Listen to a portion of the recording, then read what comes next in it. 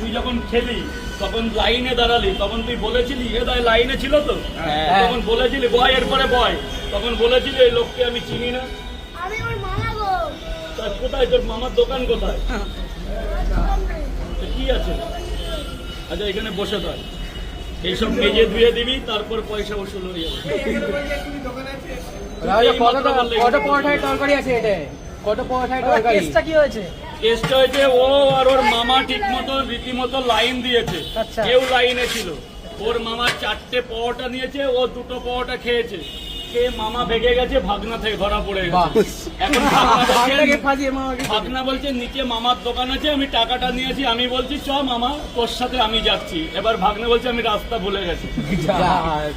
মামাদের কি করা যায় তোমরাই বলো। এ যদি আমাকে এসে বলতো দাদা আমাকে 2টো আমার সাথে পাইটে দাও, আমি নিয়ে চলে যাবো। তোমার নিতে হবে না, আমার এখানে মাজা ঘষা করে দেবে, সব শোধ হয়ে যাবে। এই টাকাটা কে দেবে? তোর সাথে অনেক হিসাব আছে। তো আজকের দিনে এরম মানুষও আছে।